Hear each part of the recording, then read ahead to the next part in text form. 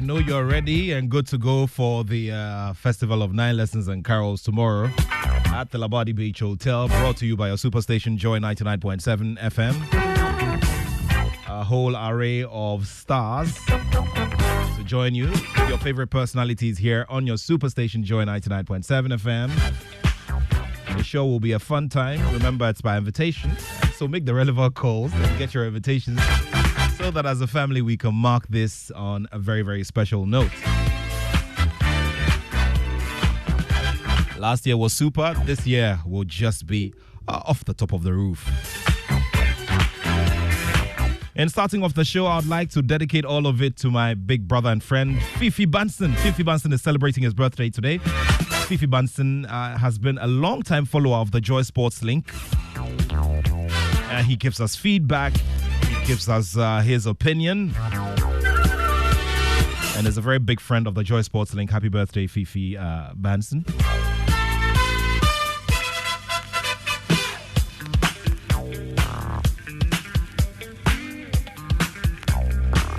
You have a favorite winger. You have who you prefer to be the goalkeeper, the man in the center of the sticks.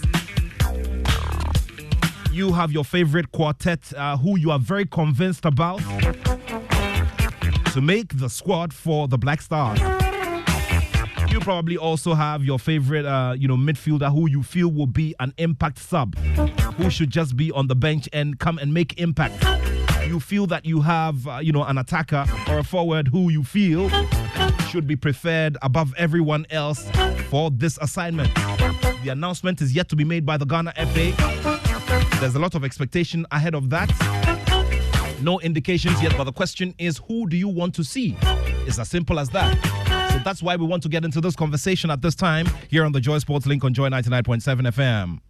And also do remember that there are big rewards coming this Christmas. And that's the reason why we are always your friend. And we tell you where to spot these big rewards.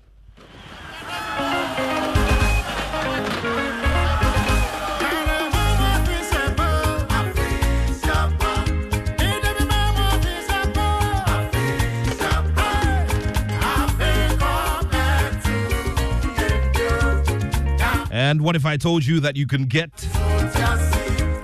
with 10 Ghana cedis, free concert tickets and shopping vouchers up to 500 Ghana cedis to shop at Melcom or get some buckets of juicy chicken from KFC every week this December. So this week is, is one of them. Here's what to do. You just stake 10 Ghana cedis or more in the Game Park Game Pick 1 or Pick 4 lottery to be entered into a weekly Saturday raffle for a chance to win in the Moolah for December promo. Regardless of the outcome of your stake, you can still win a voucher for yourself. Vouchers are limited, so play more to increase your chances. And remember to watch the Saturday promo on our Dome TV at 6 p.m. It's happening later today. Dial star 946 hash or visit the www.gameparkgames.com to play now. T's and C's apply. Game Park Games, more moolah, more power.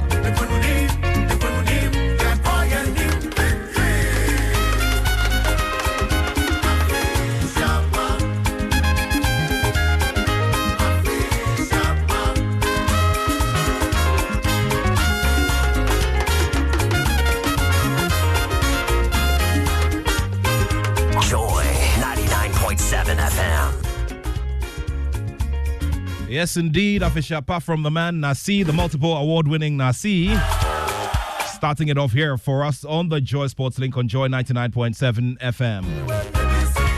Resource getting us into this conversation varies. Those who have the technical knowledge and those who observe from the background bring their views based on years of following, and those who have operated within the media space. A certified coach, a football pundit and analyst, and an entrepreneur in the agricultural sector, Nana Jiman is one of my guests this afternoon on the Joy Sports Link. Also, Bismarck Owusu-Bempah, the man who started off our campaign to bring back the stands, bring back the fans into the stands, who did some special research which we presented at our last major thought leadership event at the Labadi Beach Hotel. Bismarck Owusu Bempa is known as Ayala. Well, he has a namesake who is senior to him in the space. Now he's a practitioner in the health administration sector. Many years as a pundit, many years as a broadcaster.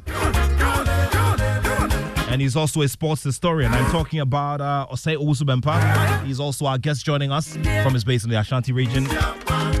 Great to have all of you gentlemen, and thank you very much for being here with us and accepting to be a part of this conversation here on the Joy Sports Link. Thank you for joining us. Good afternoon. We begin with you, Nana Ajima. Nana, how are you doing?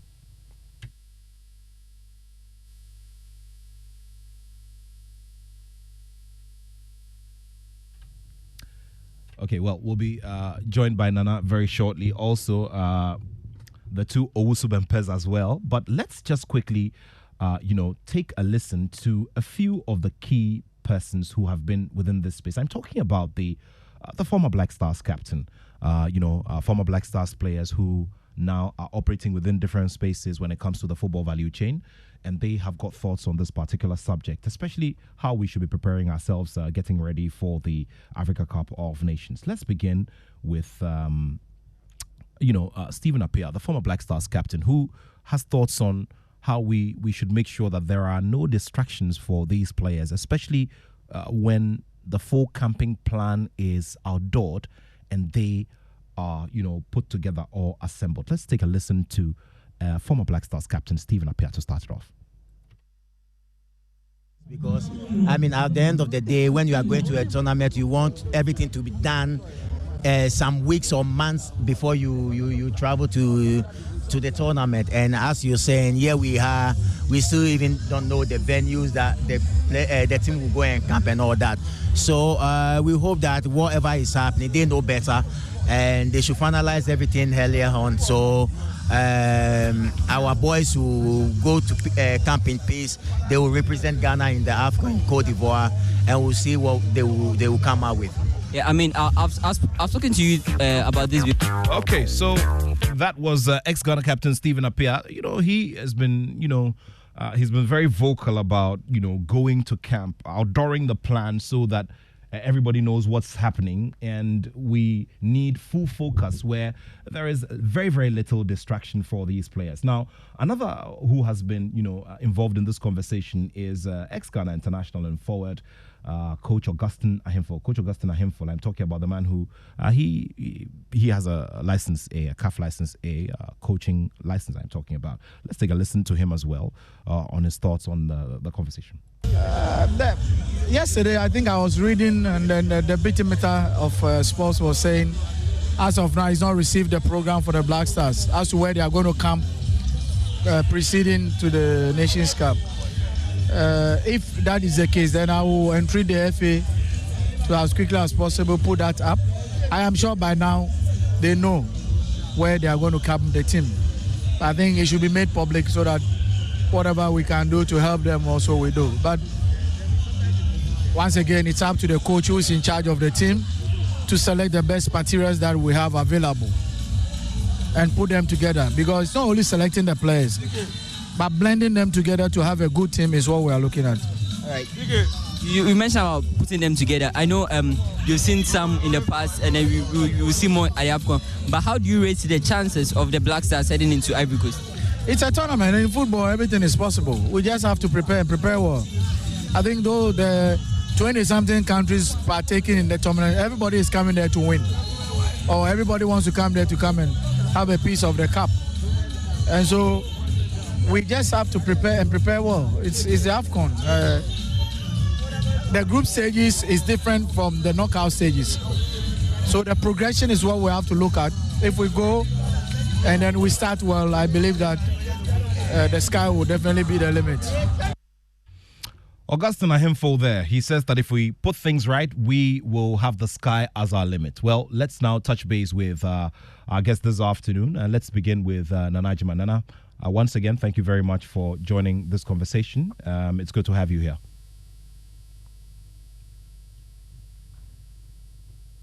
Thank you very much, Nat.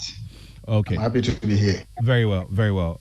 Mr. Osubempa, we've been having these kinds of conversations, and the expectation, especially this year, was that would have our friends at the FA come up and be a lot more upfront with information and all of that, so that the fans will also align in terms of following and also putting their weight, their spiritual weight and whatever it is behind the team as they get themselves ready for this tournament. We still don't have that.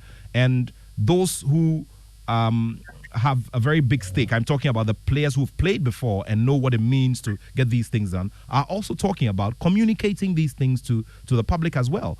And one of the things that, Augustine Ahimfo said was that he doesn't doubt that there already probably is a plan in place, but it must be made known to the public so that we all align and support the team accordingly. Are the fans asking for too much if we say we want to see what's happening or know what's happening? Good afternoon, and thank you very much for having me.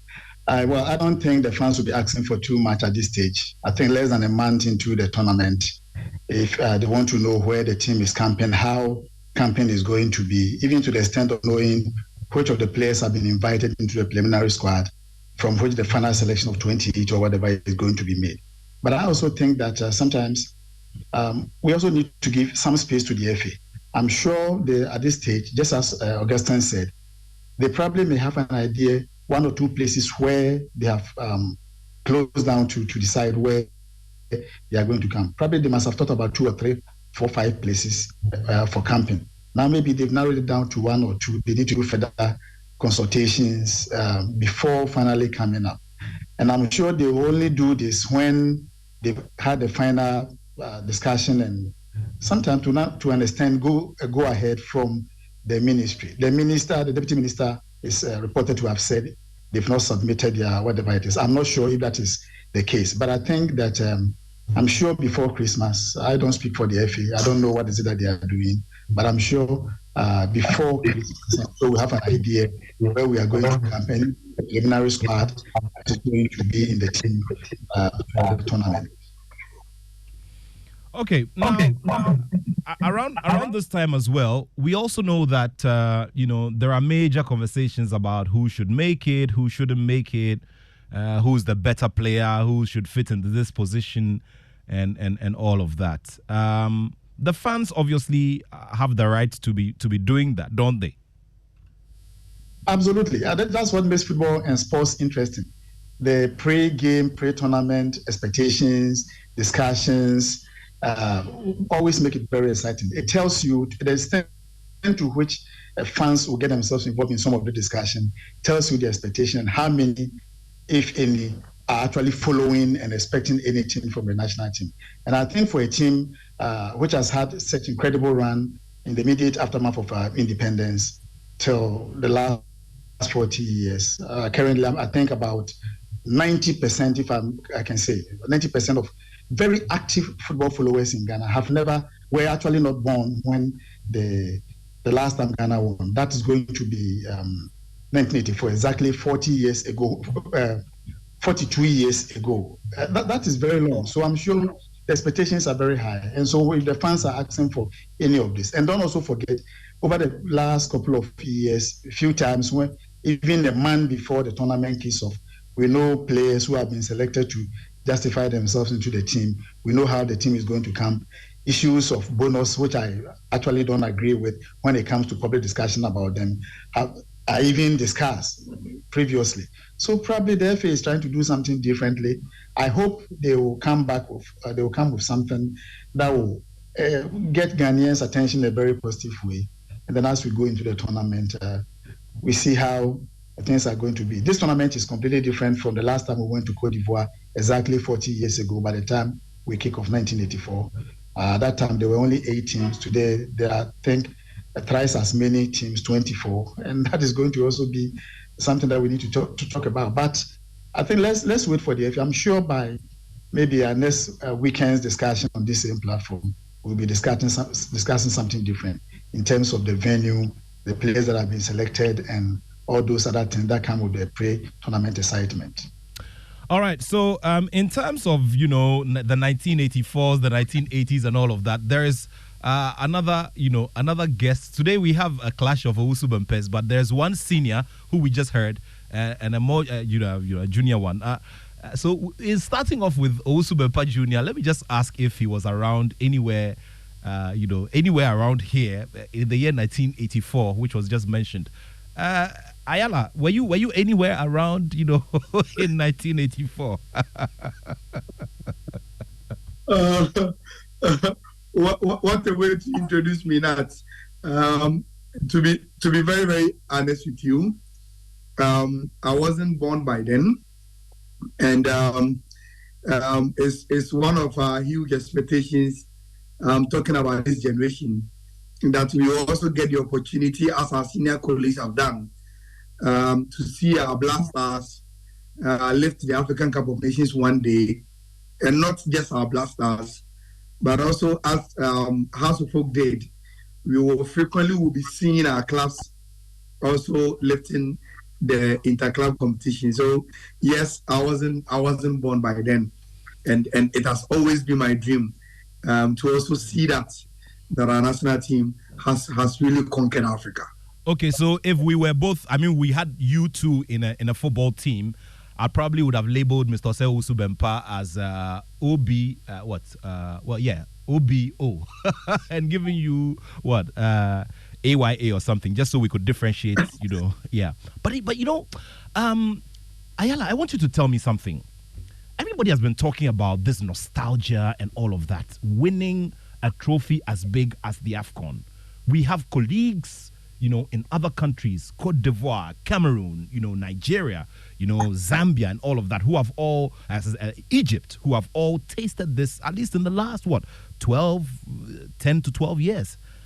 How do you feel sometimes when there's talk about winning the Afcon and what it brings in terms of, value to the people on the socioeconomic, front? Tell me about it. How you feel, especially knowing that you haven't experienced it before. Tell me about it. And then after that, we'll come to Senior Owusu Bempah to tell us, about the last time, 1984, it's 384, and how it all went. You see, the closest I have come to relive something magnificent from the Black Stars will be that Asamoah goal against the USA in 2010 South Africa. Now, if I take myself back a little bit, I was very, very happy when we first qualified for the World Cup in 2006. And I remember how I jubilated the first goal against the Czech Republic by Asamoah. Now, Nat, if I look at the way I was so excited doing those climax of the Black Stars at the World Cup and some games and how wonderfully we won those games. Then I even compare it to 2009 when Ghana became the first under-20 national team from Africa to lift the World Cup. I remember in 2009, that was within my final years on the University of Ghana, and how we all came out of our rooms, not thinking what we were wearing, and we were so ecstatic on the street of Legon, pouring waters on ourselves, and how we were so crazy about Ghana winning the under-20 World Cup. Now, I put myself in that kind of mood. Now I stormed out of my room to jubilate topless when Asamoah scored that goal against the USA. And I tend to ask myself, what would be the feeling like in the street of Accra, in the street of Takrady, in the street of Kumasi, in the street of Azim, Tamale, if we play in one final of the African Cup of Nations and this current generation would live to see a Ghanaian national team lifting the trophy? I don't think Ghana would be able to contain us, and the excitement will be so magnificent. We saw the street of Dakar when Senegal lifted the Afcon the last time. We saw how they were crazy about even thinking that they were the African champions for the first time. It's something we have been waiting for as a generation, and I can imagine that if even getting to the quarterfinals of the World Cup, if even winning the Under 20 World Cup can get me feeling that way. I'm so proud of Ghanaian football, so proud of the national team. They're nuts. I can only imagine and hope that one day I will live to fulfill it, that the Black Stars will also be able to be called the African champions by lifting the Afcon nut. If you just joined us, this is the Joy Sports Link on Joy 99.7 FM. We're building up as well to that very big event tomorrow at the Labadi Beach Hotel, and that is the Festival of Night Lessons and Carols. It will be live on the Joy News and Joy Prime channels as well. So for those of you who will not be able to make it, or you are not able to grab an invitation, just join the live feed, which will come from there as well. I'll be sharing with you the list of artists and, of course, your favorite on-air personalities who you'll be meeting there. Right now, however, we're focusing the attention on the Black Stars and who should make the squad, or who you feel should make the squad. And that's the reason why it'll be good for you to send in your messages. It's 055-1111-997. If you're outside of here, most of you who are outside of here can do +233 551111 before we get into the conversation proper about the departments of the game and who we feel is worthy, or who we feel based on the technical conversations is worthy of a place, let me just quickly get the thoughts of Nana Ajiman and ask him. I mean, he's the one who's been giving a lot of stern critique about what should be done and what we haven't done and what we need to do. Now, Nana, thank you for joining us once again. There's also talk about teams that go into tournaments and may not be of the 100% devastating form or the high-scoring form that everybody would expect, but find their way one way or the other into the final stages of the competition. I mean, Ghana went into the 2010 competition. We started off on a very jerky note against La Côte d'Ivoire, I remember, and then we made it to the final. Unfortunately, we didn't win the tournament, but nobody ever thought that we're going to make it to the final.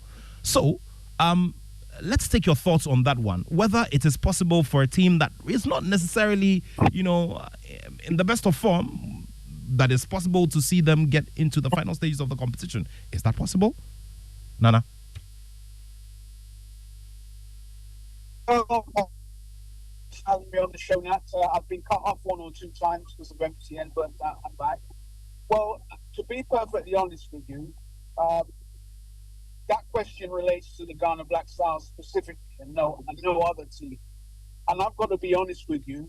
Sure, there's no good form at the moment, but I still don't see that we're going to perform that well in the African Cup of Nations. I still don't see us going to the finals. There are too many bogey teams out there that are ready to scalp us once again, teams that we're scared of. I mean, seeing the Comoros and all this kind of stuff, we're frightened to even face those teams. So I don't see us getting into the final of this competition as such. For me, this Afcon is more like team building, to be perfectly honest with you, because we just don't know where we are now. That's the painful truth about it. You see, our over-dependence on foreign players while ignoring those players who are performing well in a league that perhaps isn't as good as it should be is something that is going to haunt us. And I think that at this particular time, yes, we'll give the GFA the benefit of the doubt. We don't know who's going to be in the squad. We don't know the plans. We don't know anything.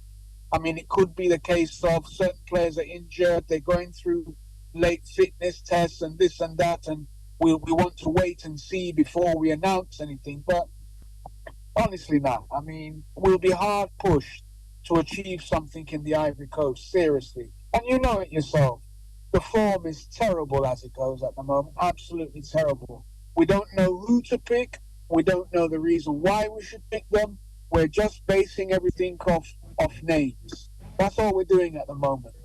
I'm interested because people are saying, oh, bring this player, bring that player, bring this player. But my interest is who are you going to drop? That's what I want to know. Who are we going to drop? Because I've come on your show before and I've said that one or two players, for me, don't meet the criteria. They're not active and they shouldn't be there. And it's like I lit a fire. let's get real about the whole thing. You can't have more than the 27 players that CAF are saying you can bring. So who will you drop? For me, that is more important than who we will include, because at the end of the day, the result is still going to be the same. We're not going to win the African Cup of Nations. Who will you drop and who will you keep in there? Some very instructive, questions coming from Nanajiman right there. Let's start off with Ayala, Usubempa Ayala. There was a conversation during the week about Kumasi Asante Kotoko's, Richmond. And Richmond performed very well in the Super Clash. Now, after that, he has attracted a lot of, positive comments. That those who say, look, this guy has to be in there. And the comments especially came from, Asante Kotoko and Hearts of Oak legend Charles Taylor, who said that he felt that, the player deserved, Richmond Lamte deserved the place better than some other ones that we've been seeing in the side. So the midfielder, Richmond Lamte, is better placed to play in the Black Stars squad. So there it is. Nana has asked the question, who do we drop? So, Bismarck, let's begin with you. Who do we drop? Who do we keep in there? Because it seems like it's very clear that this one is not active, this one is not exactly in good form, so it should be straightforward. Is it that straightforward?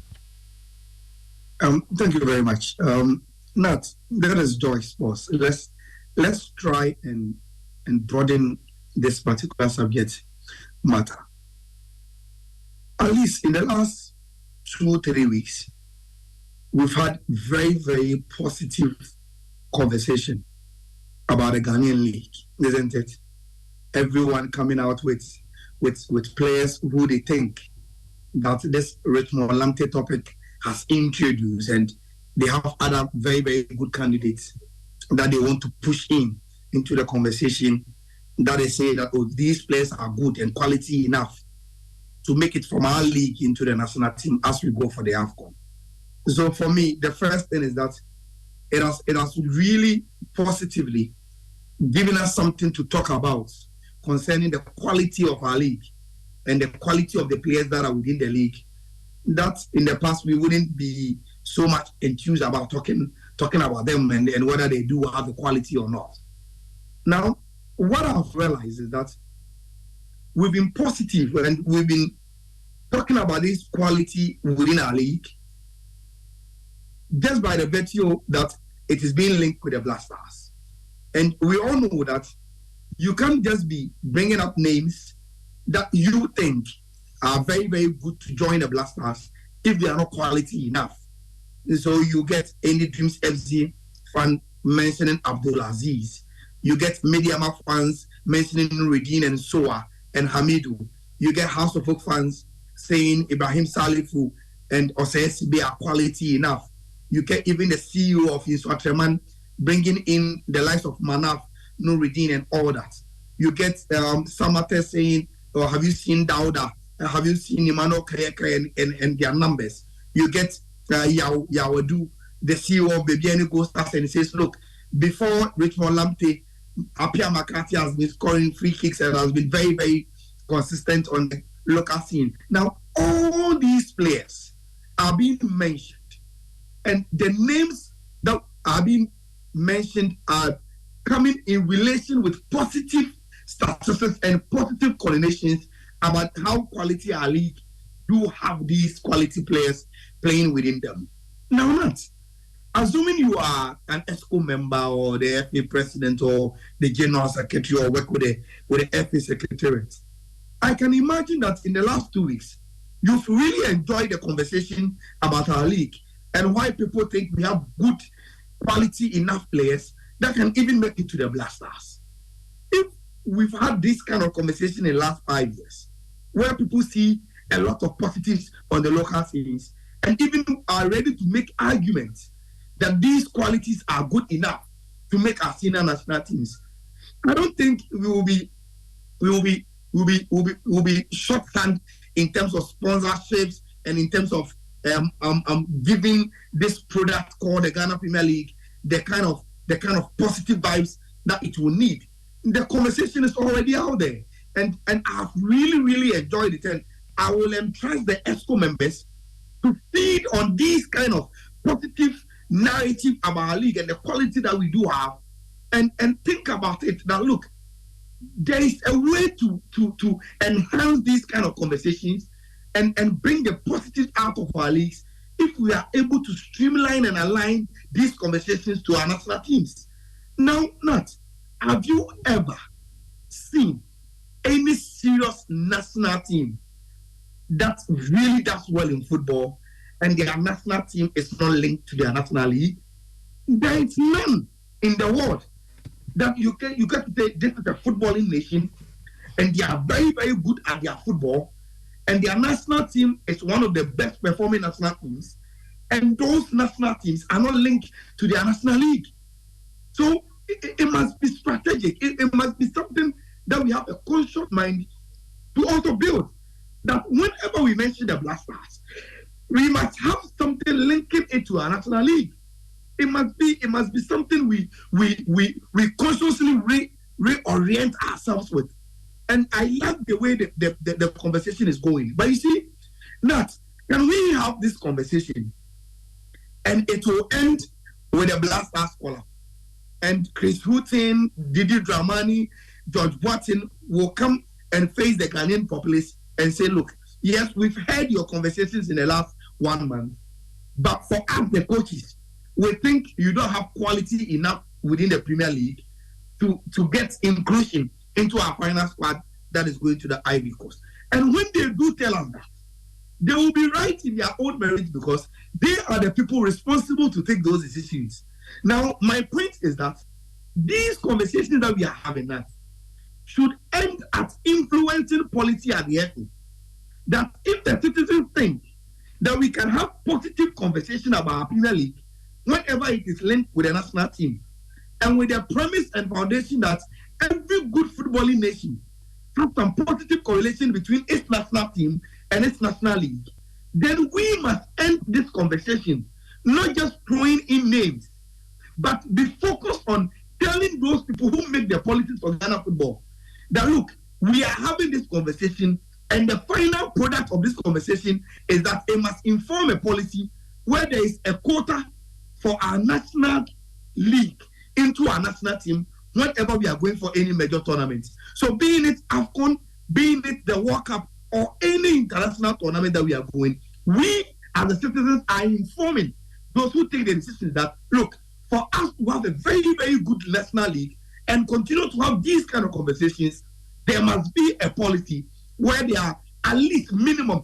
3 player slots left for the national league to fill with the national team whenever we are traveling. Now, if we are able to achieve that policy, it comes back to help our league marketing-wise, sporting-wise, even supporting it.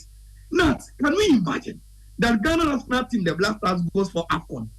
We go for World Cup. We are made to believe that it is our national team and that we must support it.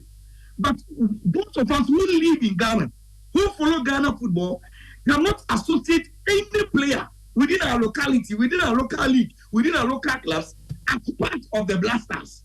How then do you enhance that kind of support and belongingness in terms of the support that we give to the national team?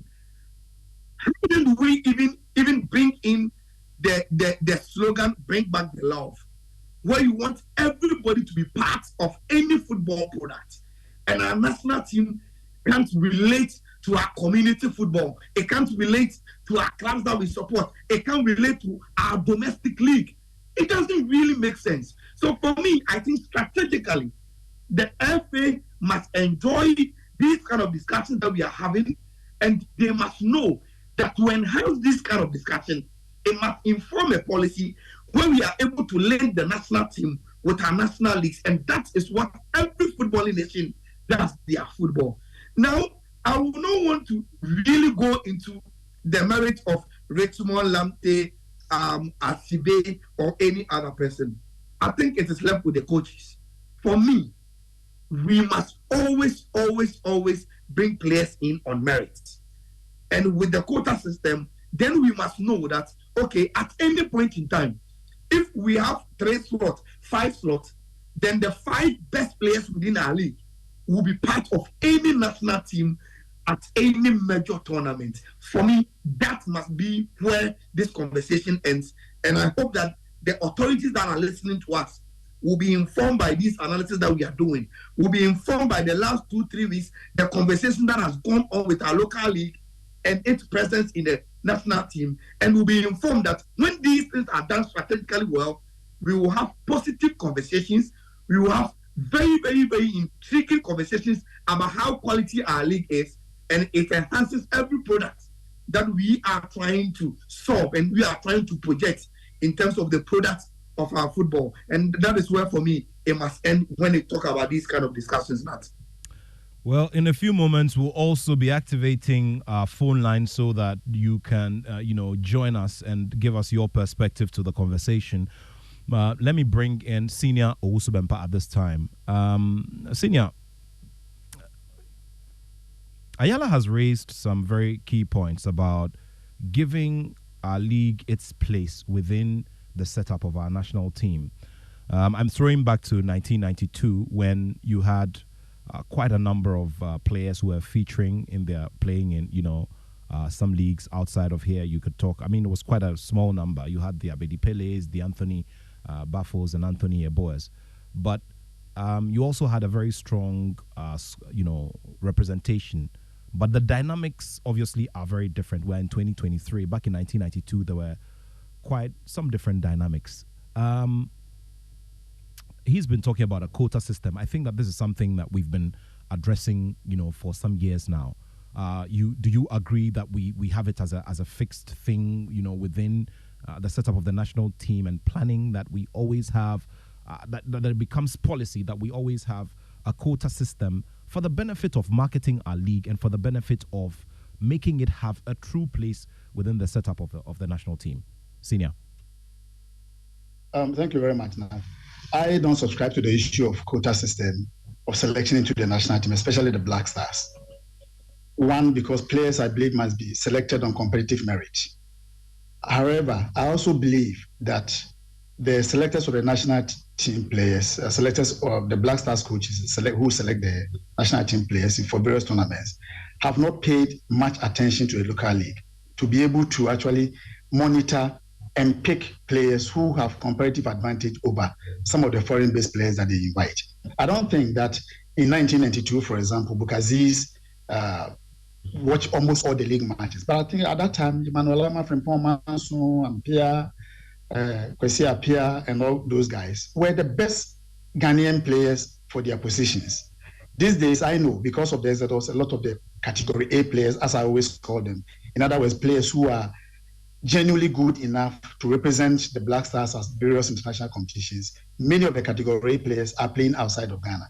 That notwithstanding, I don't believe it is true that none of the players that we see from 2012 up to 2000, the last tournament that we went, I'm talking of the African Cup of Nations, I think it's been about 6 or 7 tournaments. Given that we've always represented the Black Stars with 23 players, it means over the last 4 or 5 tournaments, we've had about 100 and something spaces for players for the Afcon. I don't think we've had more than 20 of such over 7 or so tournaments being filled by local players, and that's a shame. I think that the coaches are not monitoring the local league enough. They are, I don't believe that they are influenced in any way, shape, or form, but I doubt whether they really know who a quality player is in terms of selecting players for the national team. A couple of years ago, we saw players like Mahatma Otu. I was surprised this guy could not even make it to the fringes of the Black Stars. Few times, Cloutier and Co had the opportunity of playing 1 or 2 matches. But I also think that even in few cases where they give chances to some of these local-based players, they do not have patience enough for them to quote-unquote build their confidence to go into the national team. And I think that's where the problem is. I've seen Chris Hughton on TV several times. A few times I've seen him in Kumasi watch various league matches and stuff. But the participation that you see him in terms of watching matches does not reflect the selection of his players into the Black Stars in terms of getting players from the local league.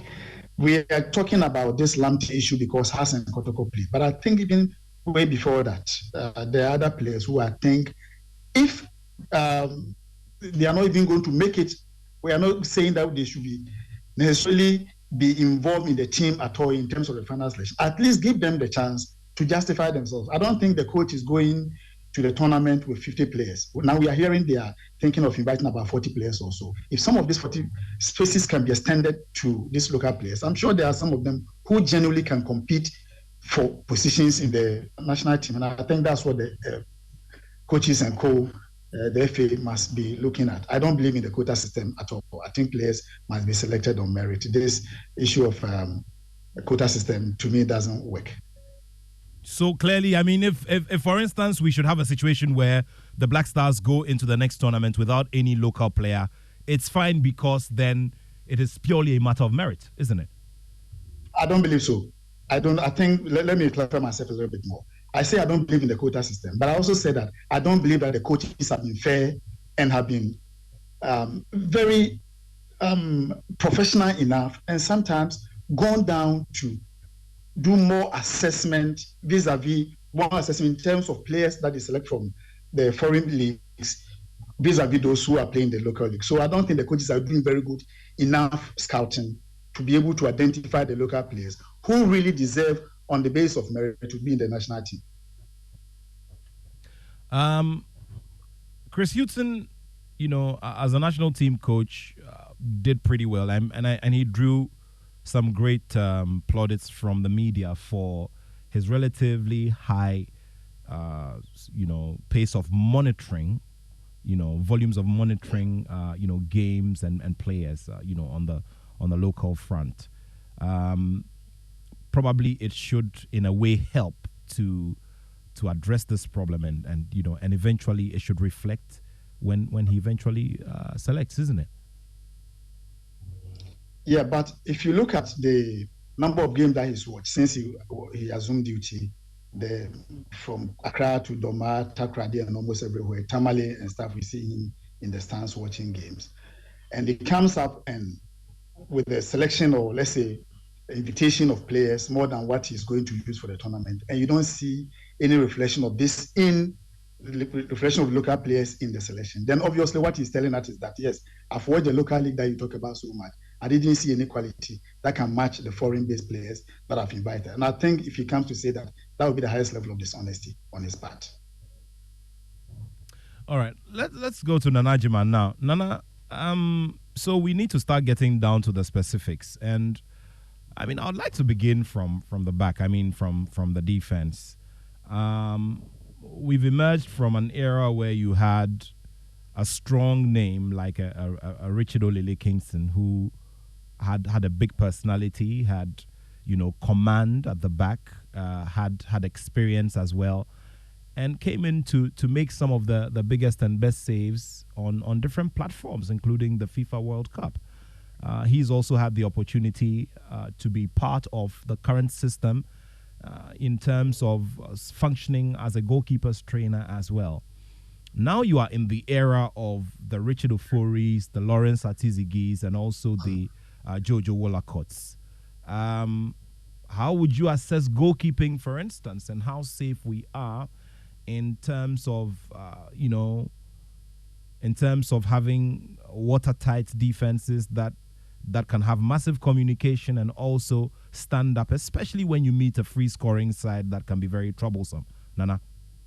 No. Can I digress? Let me put it that way. It's not a digression, but can I just sidestep you for a moment? Because I think the conversation that we're having with the Owusu Bempahs, senior and juniors, I need to have a contribution in there first and foremost. Of course, before we go on to the specifics, yes, please go ahead. Sure. I will agree with senior Bempah that, yes, we don't need a quota system. We shouldn't have a quota system. I agree with him that players should be selected on merit. And we know for a fact over the last 2 decades, because where are we now, 2023, that on many occasions players have been selected to the Black Stars not on merit, but the ability to pay. Let's be honest with ourselves. Now, taking it further, I feel deja vu every time I come on your show because I keep talking about the same things and it's consistently ignored, not by you, but by the FA. Because after they select their team, they can't sit before us as members of the press and justify the selection. It doesn't matter who is there, Kwesi Appiah, Chris Hughton, Boateng, it doesn't matter who's there. There's never any justification. And the reason why there's no justification is because they don't have a selection criteria. Now, if they had a selection criteria, that would be different.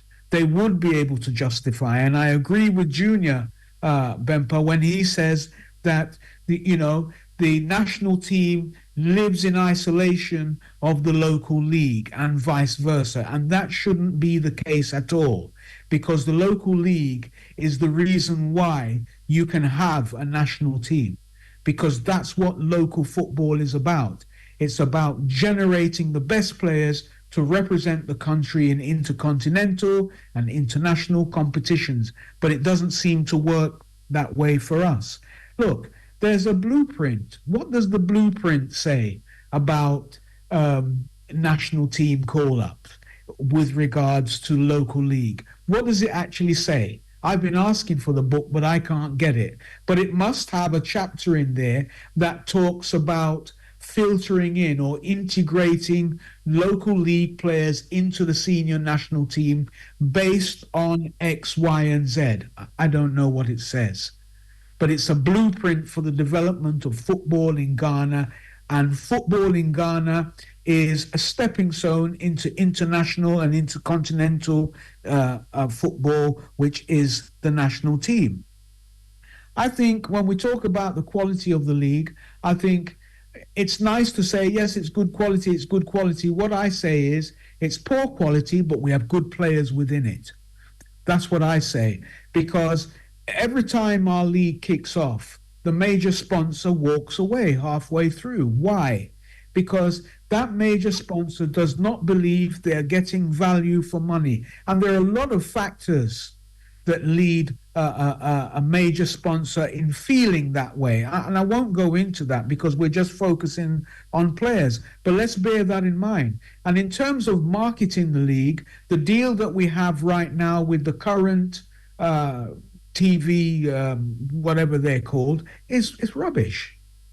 It's absolutely rubbish. It doesn't give us the time of airspace and attraction that our local league needs to compete against other local leagues in Africa. It's just not there. It's flat, absolutely dead. It's benefited a few people who were perhaps the facilitators of getting them involved, start times, blah, blah, blah. But in terms of holistic benefit for the league and Ghana as a whole, there's no benefits at all. No one wants to be associated with that. It's time we went back to DSTV, I've got to tell you, because the exposure is just not there at all. Seriously, it's not good. And you see, we see our national team coaches, they go to various places and yeah, they're watching the league, they're watching this, they're watching that. It's all superficial. It's all superficial. Perhaps Chris Hughton was in Kumasi over the weekend having a jolly good time, and there was a match going on there, and so he goes there because, of course, he's a national team coach. He's interested in football. Let me just go and have a look. But that's it. And furthermore, all this talk about Lamptey, just suppose the Hearts Kotoko game was further on down in this first round. No one would be calling his name. No one would be saying anything. Because the only reason they're calling his name now is because of a sterling performance, a sterling one-off performance against Accra Hearts of Oak. That's it. So, I think that we have to address the real issues. It goes beyond whether or not Richard Kingston or Forey or blah, blah should be there. It goes well beyond there. It's about the policy of the FA. It's about implementing the policy of the FA and implementing something that is across the board, that touches everyone because it's looking at merit. It's looking at performance. You know, when we watch the EPL and all these different stats come up. It's very easy to select your first 22 for England, for example, because the stats don't lie. They don't lie. You may get one or two players come in, on a wish, whatever. But apart from that, the stats don't lie. We don't maintain any stats here. We don't know anything here. So, when it comes to looking at our local players, there's nothing to support that they should be called in apart from one sterling performance. That's not the way forward. We've got a bigger problem, and we've had that problem for a couple of decades now. And I believe that the one underlining factor of this problem are the people who end up managing the Ghana Football Association. They're the problem. We've changed numerous coaches. We've changed so many coaches. The coaches are not the problem. It's the management. It's the management and it's the structures that are in place that aren't appropriate for what we're trying to achieve. There's no long-term player development in Ghana at all. No one's interested. Lamptey may go to Turkey next week just because of one performance. But in terms of long-term player development, it's not there. We depend on the outside world to develop our players. That's what we do, because we haven't got the time to develop them ourselves, because it's all about the Benjamins. Now, that was a digression. Now, so back to what you were saying about the goalkeepers. Well, I mean, I think Ofori should be number one. I think Walcott had a bomb deal. And so he was kind of like edged aside, apart from his injuries and stuff like that. But I would support Ofori being in the back. There's no comparison to that team that we had in 2006. I haven't seen a national team like that team that we had in 2006 with the Appiahs and the Lai Kingstons and the Muntaris, and I haven't seen it. I heard Junior Bempa talking about in 2006. I was there when Jan scored the goal against Czechoslovakia. I was there throughout those matches in Germany, and so I get the drift of how he felt when he saw those things. But when you were there, it was even more exhilarating. It was much more exhilarating. But I don't think that we have ever produced a national team like that national team. And a big part of the reason is because of the decline of Colts football, a decline in the attention given to local football, the attraction of local footballers has gone. And you see, it's the thing about bring back the love. It's just an empty slogan. It doesn't work. It's just an empty slogan. We can only bring back the love when Colts football is something that we would rush to go and see as a prelude before a Premiership game. Those days are gone. Those days are well and truly gone. And we need to revive all of this. And in order to revive all of this, the attention must be placed on developing our local league, because that's where we're going to get the players from who's going to really represent Ghana heart and soul. We've had issues with these players who play abroad, because when they come to play, they don't want to get injured, they don't want this and that, so they won't go into tackles and all this kind. We've seen it all before. Some players say, their clubs say, no, they can't play because they're injured and this and that. And then once the tournament starts, you see them playing in the next league game and all this kind of stuff. We've seen it, Nat. We've seen it. We know all these things exist, but we don't address it. We don't really deal with it. You see? So for me, I'm not too worried about naming this person and naming that person. I share that view with Senior Bempa. I think the issue is the structure's inappropriate. Football people themselves, the people who say they are football people, it doesn't mean anything. Football people how? Football people how? We were talking about having an independent league. Has that gone out of the window? What's happened with that? We're supposed to have a league that's separate from the GFA. What's happening with it? We can't even get it together.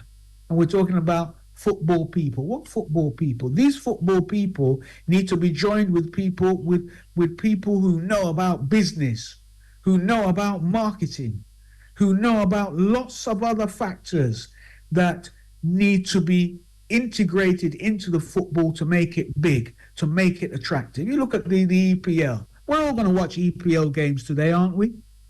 Aren't we?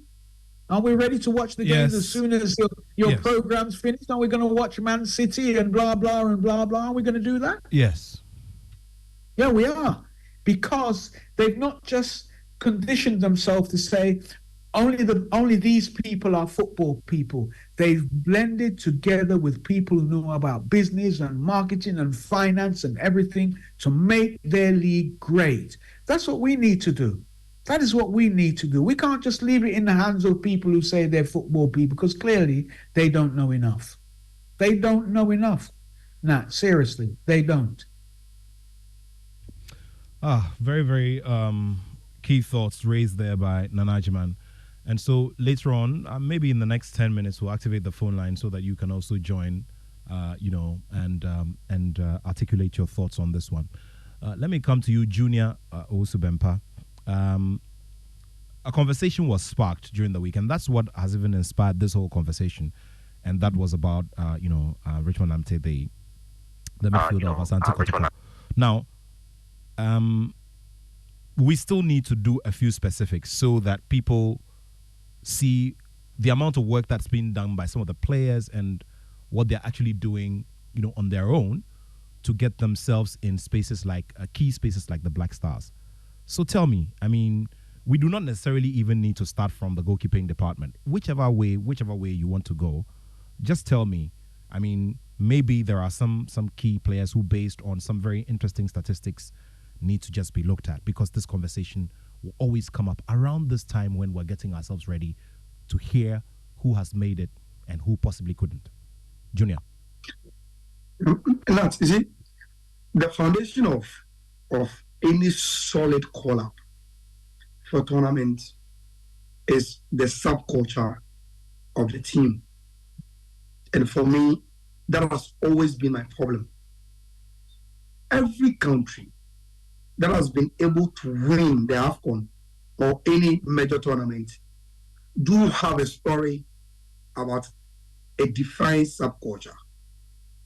A subculture that is refined with commitment, that is refined with unity, discipline, a subculture of a group of people who are determined to make a certain target their aim, and they go for it.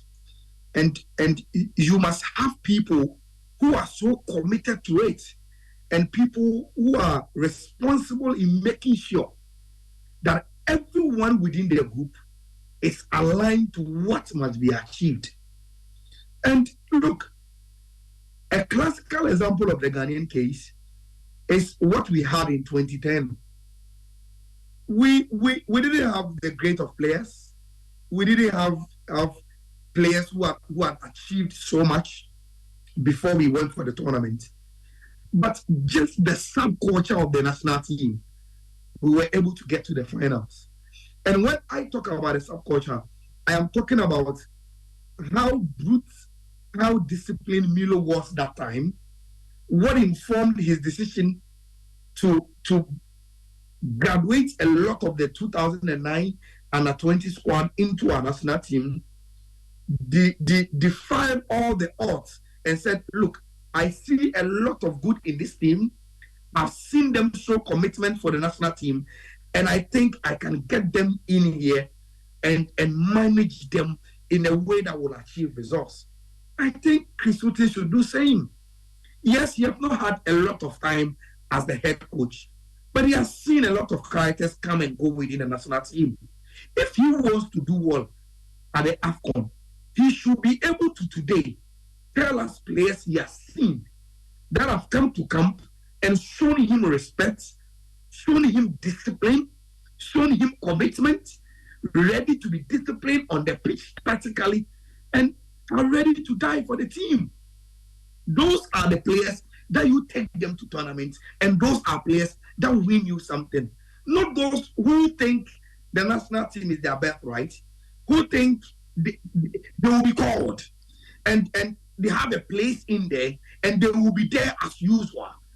We don't need those kind of players in a national team if we really want to change the narrative. Yes, you can talk about the Hassan Shehata team and how talented the Egyptian team was. But not, we never heard of any kind of indiscipline in that team. So it wasn't just about the quality, but it was about the discipline of that team. You think the Senegal team that won the last Afcon wasn't disciplined? They were. Look at the way they respected Aliou Cisse. Even though Aliou Cisse, as a legend, never won anything magnificent for Senegal as a player. But when he became the coach, every instruction of his, you could clearly see from afar that this team is well focused and they have every ingredient as a unit to make sure they get to where they are going to. So for me, the backdrop of whoever gets into Chris Hughton's team for Ivory Coast must be that kind of subculture he wants to build with the national team. When it comes to specific, I think we are fortunate that in the last 2-3 weeks, we've had players like Salisu getting back to the Monaco team and playing.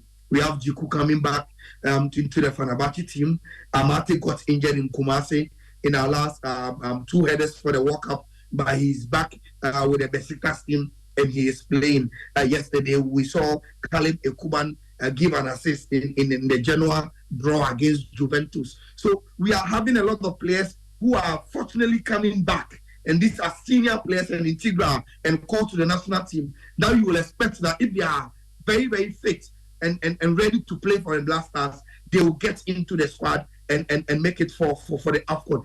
Every national team is bringing their best players. We must also do the same, but with a great subculture of unity, of commitment, of discipline, and of ready to die for the colors and show that the supporters who will be chanting behind them will not be doing that in isolation. And we will see it right within the eyes and the playing style of the team that they are ready to do something for Ghana. That is the only way that we will be able to do well at the Afcon in the next 28 days, Nat. In a few moments, I'll be activating the phone lines so that you can join with your thoughts. I would also, get a few comments that have come, and I'll be sharing them with you as well. There's one particular one on my Facebook wall which I would want to share before we go for some more specifics here. Now, Nana Adubuabing says Ashimero, who plays for RSC Anderlecht in Belgium, because the guy would be a great force in attacking, or especially within the attacking midfield position, and can build a solid relationship with Inaki Williams. This is from Nana Adubuabing. You send in yours as well. Remember, it's 055 11 997. Let's come to you, Osubempa Senior. There is a conversation about those who have done their time in the national team and probably shouldn't be playing much of a big role. And I want to start with a specific reference of our captain. There are varied conversations among fans every time we have to play. Those who argue that it's gotten to the time where our captain shouldn't be starting games and must be brought on as a sub. There are those who even suggest that, listen, let's say thank you to him. But he's still playing. What should be the position on him? Because obviously he is the highest cup player in the team. He has been very consistent. He's given his bit. He's scored goals. He has toiled. He has shed sweat for the national team. But what's the conversation around him? What do you think? Well, thank you very much, Nat.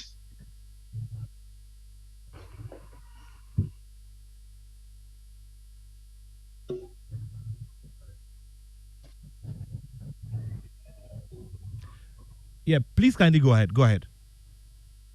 Okay, thank you very much, Nat.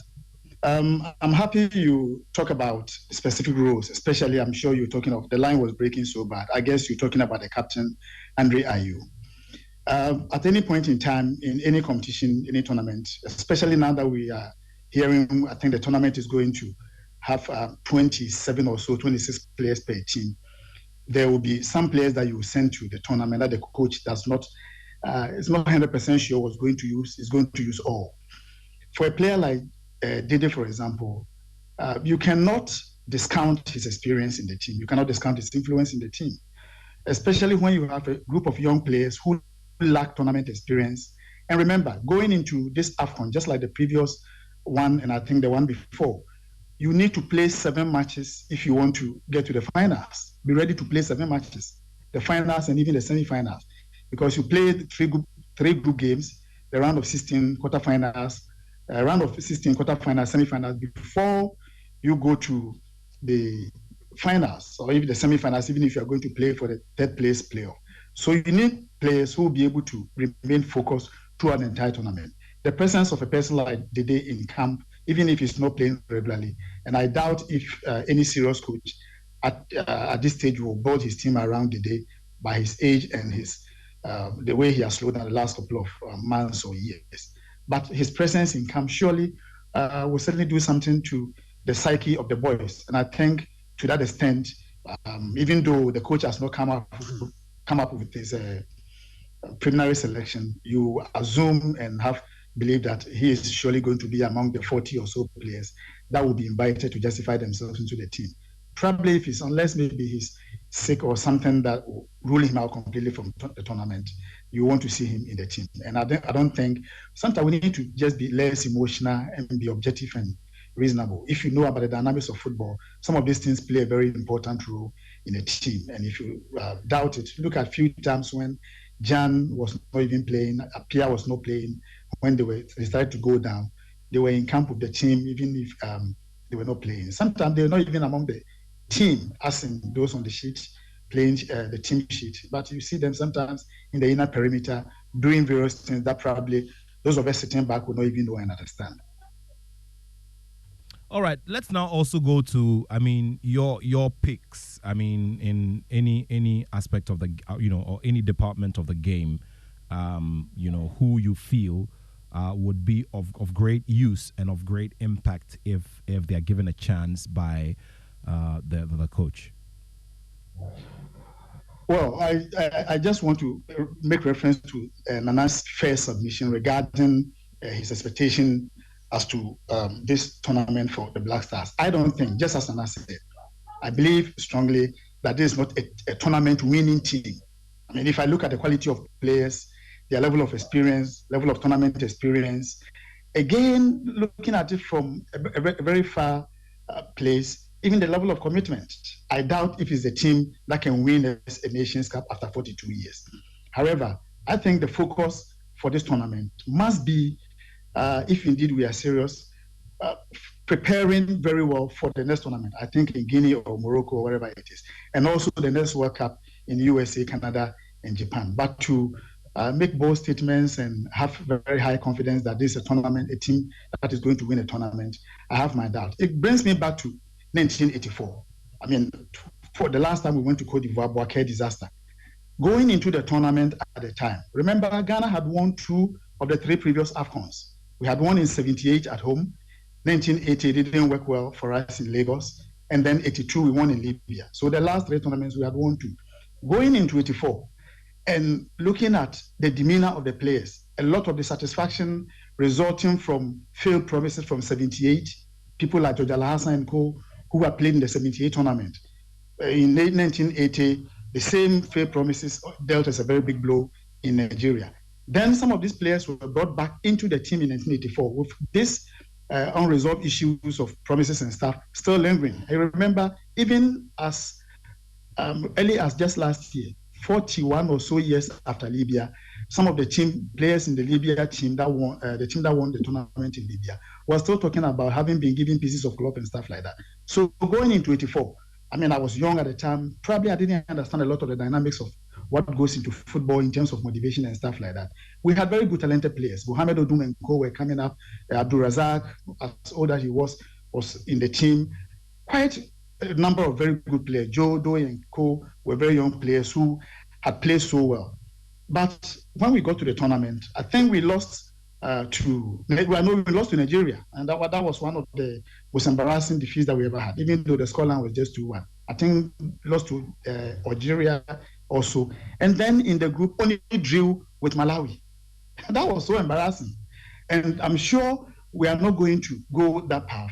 But if we say we are going to win this tournament, or I don't know whether we're going to borrow the former FA president's slogan, go and do well. Probably quarterfinal will be a do well. Semi-final will be something beyond my expectation as a football analyst and historian. But I don't think that this is a team that has the spirit and the appetite to win 24 nation, 7-game African Cup of Nations tournament. But that notwithstanding, because I will also say this, Nana made reference to that. Let me also say this. If you look at the quality of the players that we had, for example, I'm not going to talk about 1984 because my junior brother, Bempa, was not even born. I doubt whether you were also born now. Oh, 1984. Senior, 1984, dear. Why? Oh, no, I was here. If you look at it in 2006, take the players one after another. Do we have a replacement, somebody, a goalkeeper in the current shape of the goalkeepers that we have? Anybody close to the shape of Richard Kingston at the time? Take the right back. Do we have a John Pinstel? Take the left back. Is it probably Adokwe Papo? But even at that time, we talk of Habib Mohamed. Do we have Eliasu? So if you compare the players one-on-one, I don't think in modern the last 2 or 3 years since Jan finally led the national team, we've had a player whom we can say probably can give us 40% of what Jan has been giving us at the Blasters. And that's the reason why I think that looking at the quality of team, the commitment and everything that we have in our team with the Blasters, vis-a-vis what we are seeing with teams like Egypt, Morocco, Mali. Mali is not a tournament team, I would say, but even Senegal, are we going to be able to be bold enough and say that we are going to actually compete for a tournament? For a team like Ghana, which has won Nations Cups 4 times, the last one being probably as old as the tournament is. We don't want to say that we are just going to be participants, but realistically, I don't think it's a tournament winning team. I'll be very happy if they're able to prove us wrong, and especially when your expectations are low, you get very excited when you exceed your expectations, and that's what I'm looking at. So in terms of the quality of players, consistency, tournament experience, and everything that goes with a team being prepared for a tournament of this nature, I have my doubts how we are going to actually fare in Abidjan. But the point is that we've qualified for the tournament, and surely we are going to be there. Well, Nana, we'll come to you very shortly, but let's also take these messages. This one is from Isaac in Eastleigh, Hampshire, in southeast England. It says, "Hi, Nat. I strongly believe that Ransford, Yeboah, Konigsdorfer should make the squad at all costs and be given the chance at least. He's a great young talent, and we haven't been fair to him with play time." Thank you very much, Isaac, who is joining the show and listening from London, from England, beg your pardon.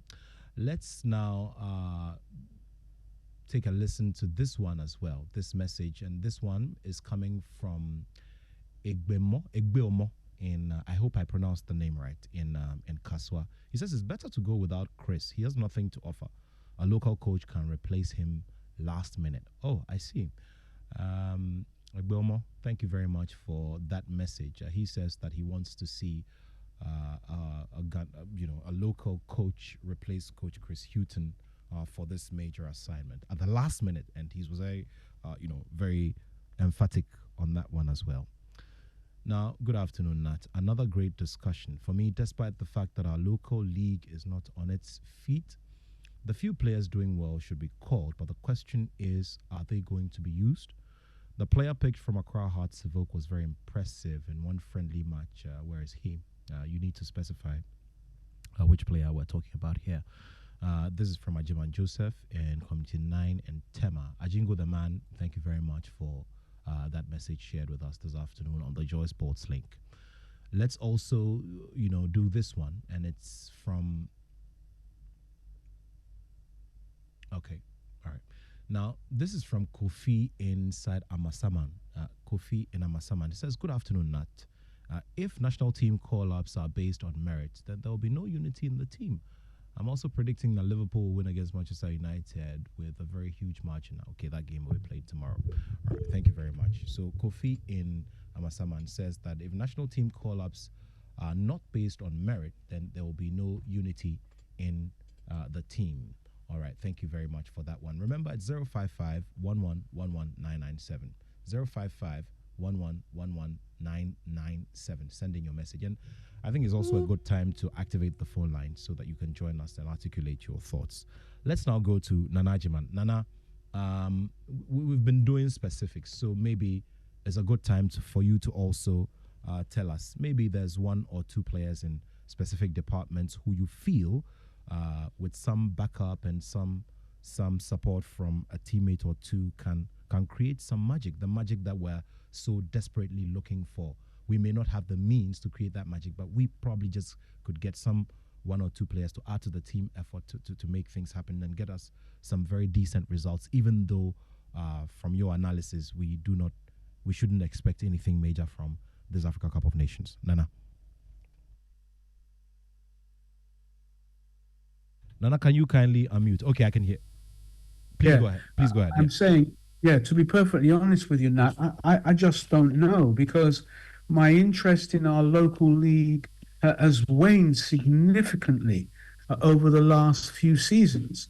I do go and watch a few matches, but I mean, I wouldn't want to name people when really I've not had the opportunity to watch certain matches consistently. It would be totally unfair. But I think it's an indictment on what is actually happening in our local league, which has meant that somebody like me who eats, drinks and sleeps football would consider that perhaps I'll be wasting my time going to the stadium. So I wouldn't want to call anyone's name, to be perfectly honest with you. I have seen a few players, but in order to call their names, it's all about consistency, because I'm the person who's talking about a selection criteria. So I can't just do something off the cuff when I won't apply the same formula that I want others to apply. So I don't want to name anyone, but what I do want to say is that I'm positive that we have more than the 3 players people are saying we should include that could be included into the Ghana Black Stars. But you see, in terms of our philosophy and how we see things, if that is not changed so that we now become interested and focused on long-term development of players in Ghana, then nothing basically is going to change. I think I heard the word scouting thrown up earlier. But we don't have any scouts. We don't have any scouts. We don't have scouts who go and have a look at our local matches with the intention of seeing if they could fit the bill for a national team call-up. We only, now that we're going to Ivory Coast, you will hear that, so-and-so has been appointed as a scout for that tournament. Scouting doesn't work like that. It's a full-time job. It doesn't work like that. And so I don't really want to get drawn into that argument. And that's why I say, perhaps there are 5 players, but who is it you would drop? Because that is the key argument for me. That is where people's feathers are going to be ruffled because of the personnel that we might advocate should be dropped. But like I said, it would be grossly unfair for me to start listing players when I haven't watched enough of the Ghana Premier League, to be perfectly honest with you, Nat. All right. Thank you very much, Nana. Let's come to you, Osubempa Senior. We've been observing what's also been going on with our peers, around. Nigeria, for instance, they also had a bit of a surprising result against Lesotho, as one that's been talked about greatly. Nigeria always becomes a point of interest because, in terms of international relations, Ghana and Nigeria has a lot of intercultural exchange. There's a lot of history between our tribes, the movement of persons and all of that. So they're always a point of contact. There's also very big sworn rivalry on that front of that competition. But you do see that they, in terms of winning it in recent times, have done that better than we have, which is in the 2013 edition under the legendary Stephen Keshi of blessed memory. You look around and you see what's been happening as well. Who do you see emerging and making a big statement, maybe from word go, from your observation? Well, I guess you're talking about the various African national teams participating in the tournament. Sure. If you have Egypt taking part in an African Cup of Nations, they are always favorites. Senegal, by their performance at the last tournament and their current form of players, and as a team, as a unit, will always start as also be among the favorites. Of course, Morocco, they just came from just about 12 months ago.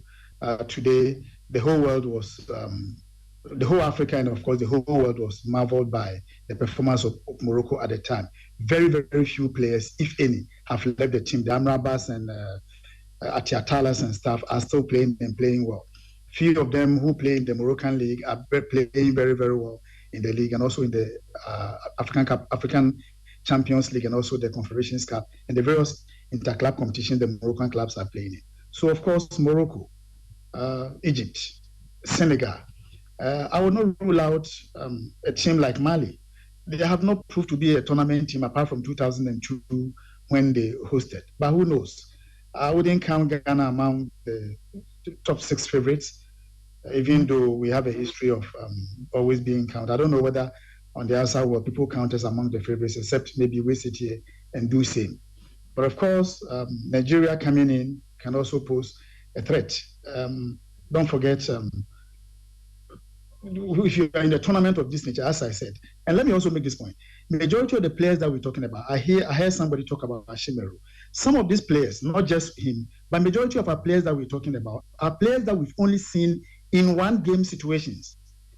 Boredom, ability to cope with boredom, ability to be able to cope with the situation in camp in Cote d'Ivoire and blah, is going to play a very huge role in the player's ability to be able to focus and even deliver at the tournament. And that is where my worry is. But going back to your question, I think that these countries I've mentioned, of course, Algeria, Senegal, Mali are going to be the front runners. And I will not be surprised to see at least 4 of these teams in the quarterfinals, or if not all in the semifinals of the competition, and then see a winner emerge from one of these teams. Algeria disappointed the last time, the last tournament, because as defending champions, they were just awful at the group stages. But that's also what they did in 1990. Remember, in 1990, they were winners, they were champions. 1992 in Senegal, they were booted out of the first round. And I'm sure this time they will come back stronger. And as we see, they will be able to be counted among the favorites. But I don't think that Ghana, just as Anna said, will be counted among the favorites. But if we are able to make it to the semi-finals, I think that will be a good statement for the team, the technical bench, the FA, and also for Ghanaians able to fight for the next tournament, wherever it's going to be hosted, as well as qualification and good performance for the next World Cup in USA, Canada, Mexico. Well, I would ask about the surprise element, and that I will give to Junior Owusu Bempah Junior for the purposes of today's conversation. But I want us to cross over to the Bukom Boxing Arena, where something amazing is happening over the weekend. Now, the much talked about African Basketball Festival, put together by Rights Multimedia's Yao Sechi. There's a very big concept which has a lot of great potential to grow. There's massive participation in this very first edition. And being the brain behind all of this, would like to have a quick conversation with him as we look ahead to the action for later tonight. Well, Yao, thank you very much for your time. Tell me about how it's gone so far. Last night we had an opening ceremony, and there's a lot of action expected. We have various teams. I mean, you have even Team USA, and I'd like you to just tell us the thought around it and who constitutes or who makes up these teams.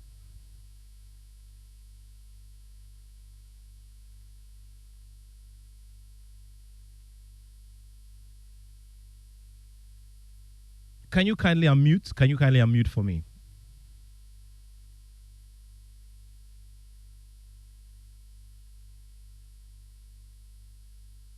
All right, so yeah, go ahead. Go ahead, we're listening.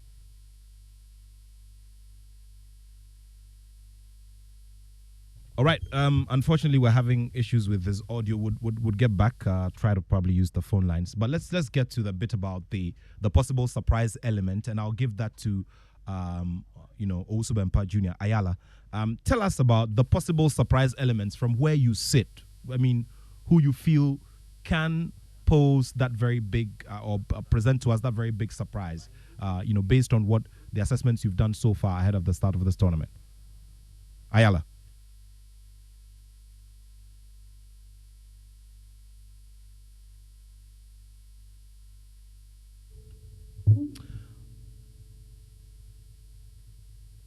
All right, so let me just give this to Owusu Bempah Senior once again.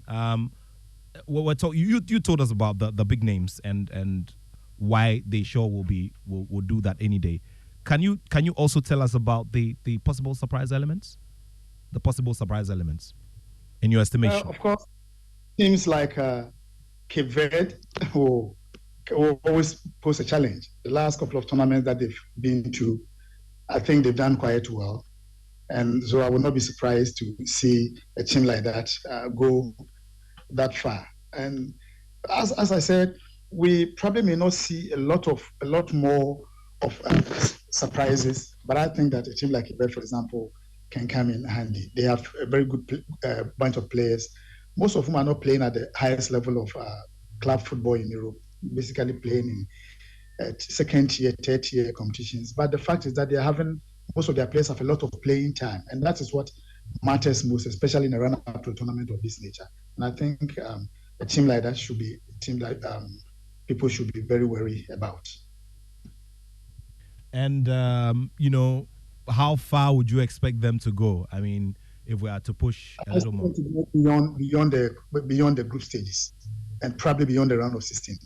Okay. Just as Madagascar played the last, I think the tournament in Egypt, where they eliminated Nigeria against all odds and stuff like that. So these are some of the surprises that you expect in football. I remember 1984, for instance. Very few people gave Nigeria the chance to qualify for even from the group stage, because everybody thought it was going to be Ghana and I think Algeria. Nigeria qualified. And I remember you just mentioned Stephen Keshi. He's one of the guys who scored one of those two goals. Keshi and Christopher Henry Nwosu, actually. And Stephen Keshi scored those goals. And so in a tournament of this nature, you go in and you expect that you're going to do very, very well. And you see surprises coming from so many places. And I will not be surprised to see some of these quote-unquote not so fanciful national teams getting as far as maybe the quarterfinals, if not beyond. Wow, thank you. Let's quickly, go over to Yaosechi once again, the founder of Right Multimedia, who are known big promoters of the sport of basketball. Now, there's a new concept called the African Basketball Festival, which is attracting teams from not only around the continent but around the world. Today is day number 2, so would like to just have a quick conversation with him. Yao, thank you for your time once again.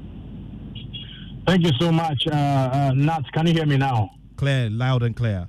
I was asking you about the concept of having all of these teams and who makes up these teams and how the format is going to go. Thank you.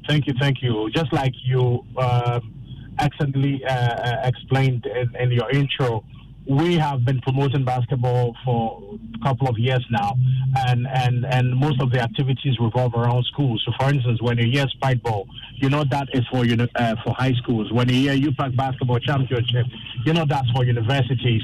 But since 2019, we decided to create something for countries, and we're just taking advantage of the year of return. In December, Ghana has become the place a lot of folks in the diaspora want to visit and to have a party. But we noticed that most of the events organized are all music, and we said, okay, why don't we showcase basketball? And so that's what occasioned the concept Africa Basketball Festival. So 2019, we just, had Accra versus Tema. 2020, 2021, we couldn't organize it because of COVID. But we came back strong last year, and we brought together Ghana versus Nigeria and US versus France. This year, we've upped the game a bit. We've added 2 countries in the African front. So we've added Togo and Liberia. And then on the international front, we're supposed to have some other teams as well. Unfortunately, their preparation weren't too impressive. So we're still stuck with US and France. We had a team travel all the way from the US for that, and they are pumped up, they're excited. They can't wait to get on the court today. We had the opening ceremony yesterday at the Bukom Boxing Arena where all the games will be played. Our first game today is between Ghana and Togo, the host country, and which will be followed by Liberia versus Nigeria. And then the US game versus France will continue after that. Now, the winner or the losers of the game between Ghana and Togo and Liberia and Nigeria will play the third place game with the winners of the first 2 games proceeding to the final. By the end of today, what we are seeking to achieve is to get which team wins for the African side versus which team wins for the international side. So because there are only two teams, they'll play twice, determine which one becomes dominant. If at the end of the game they play 1-1, then there will be a need for a third game. Tomorrow will be the final. Now, tomorrow we'll see the winner of Africa versus the winner of international. That game, Nat, will be preceded by the most anticipated game between University of Ghana and Accra Technical University. Somebody will ask, but this is a country line, so what are these 2 institutions doing there? And it's pretty simple. You know, the UPAC Basketball Championship hasn't been played for the past 2 years. Now, there is a rivalry between these 2 institutions, and they've been asking when they can play. For the record, they've played 5 times. University of Ghana has won 3. And so tomorrow, Accra Technical University are hoping to pull parity. And so that is what the world is waiting to see. University of Ghana says, listen, you are wise. You know, we know you too well. So it doesn't matter what you do. We're going to put you down. So now today, 3 o'clock exactly. 3 o'clock the game. We're getting ready. But 4 on the dot, Ghana versus Togo, followed by Nigeria versus Liberia, and then US versus France, and then the rest of the games to continue. Remember that the Africa Basketball Festival, what makes it special, it's not just basketball. There's music and there's fashion. So you have the likes of Elikem the Kumoji, Bloom by Edgy. You have beautiful Beneath and a fashion designer from Nigeria. And then also on the musical front, you have Creamy, Bogoble, and a host of other artists. This year, we did a partnership with Adum FM, Kasahari program. Last year we had a situation, just too many artists wanting to perform, and so this year we structured the music section or elements of the festival. So Adom FM will be presenting the winners of the contest on Kasahari level, and they would also get their time tomorrow during the final. So yeah, that's just a summary of what the Africa Basketball Festival is about. And that, if you have a phone with you, please dial this number, this code for me, *713 *33 *80#. What did you get? *713 *713 *33 *80#. What do you see, Nat? Africa Basketball Festival, Bukom Boxing Arena. Option 1 is get ticket for self, get ticket for other, and organizer info. That's it. Now, anybody listening, you love fashion, you love music, you love basketball, and you want to be there today and tomorrow, that is how you get to participate. So the short code is *713 *33 *80#. Get your ticket and see you there. Come support Team Ghana, Team Nigeria, Team Togo, Team Liberia, US or France. Thank you very much. Yao Sechi is the founder of Right Multimedia, who bring us big basketball franchises, including the Sprite Ball and now the African Basketball Festival, which is happening at the Bukom Boxing Arena. Adum FM's Kasahari will be live on it tonight, as well as, as it is a very big platform for everything entertainment including basketball. Let's now just go back to our guests for their final thoughts as we wrap things up this afternoon. Let me start with you, Owusu Bempah Senior.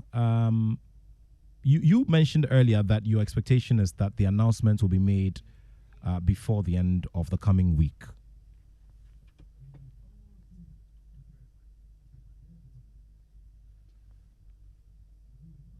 Okay, let me just go to Nana Jiman then, if he can hear me. Nana, expectations for the coming week, especially as we're waiting. I mean, everybody, all the fans are waiting for the announcement of the squad.